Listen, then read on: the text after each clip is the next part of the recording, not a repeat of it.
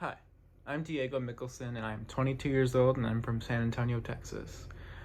Honestly, I'm looking forward to the semester just because I'm excited to graduate and, I'm not taking too many hours, so it should be a fairly simple, straightforward semester for me.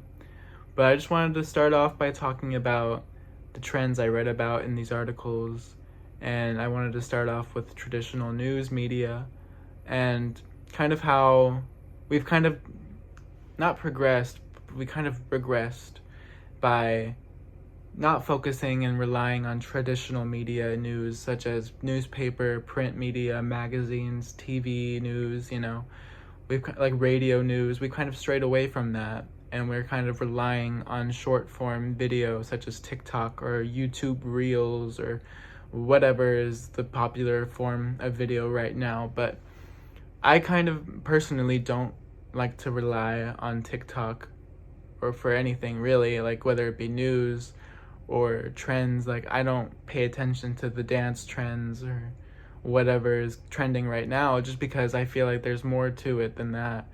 But like just having traditional news media kind of narrows it down and doesn't have so many things going on at once, like with TikTok, it kind of narrows down our attention spans. Having so many things come at us at once, we kind of just don't know what to focus on. So we choose to just focus on things that aren't necessarily important, I feel.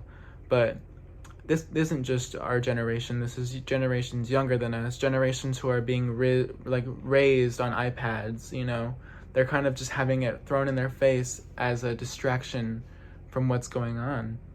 And going out of your way to explore other means of getting your news kind of helps you create your own sense of identity when it comes to that. Like you're gonna have your own opinions rather than just the opinions you've heard on videos from influencers that you don't even know. And you can't really rely on people with followings like that as your only source of information, It's like you have to be able to develop your own sense of identity in situations like this, whether it be politics or economy or anything really. I just feel that using AI and algorithms to show you what you want to be shown rather than what you need to be shown can kind of lose your sense of value in that. Speaking of AI, I feel like AI has some good things to it. Like it can help you translate whenever you're with someone that doesn't speak English as well or speak English at all. You know, it can really bridge those gaps that like we wouldn't be able to do just by flipping through a translation book or Googling like translate. So it can really help in aspects like that. But if AI falls into the wrong hands, it can be used for malicious intent that could even damage people's reputations. And so I feel like if AI is relied on by companies instead of using people who have the skills such as art or writing, creating, utilizing their skills, it can demean their work. Like if a company were to rely on AI to create their logo, it doesn't create that personal appeal that another company might have when they use an artist to create their logo or help create a commercial.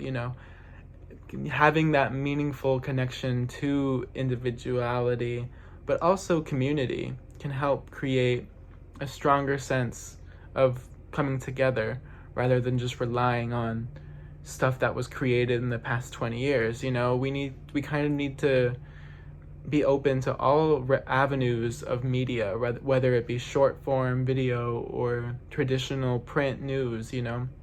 We need to have all these available options. People younger than me aren't gonna read newspapers. I know it's kind of a joke people tell, but it's like kind of sad that we have to rely on stuff that won't be tangible whenever the power goes out. Like we need Wi-Fi to be able to reach the news. Like we shouldn't have to rely on that if it's not going to last. But I just feel that going in the future, we're going to have to work harder to get that back, to regain that access to reliable news sources.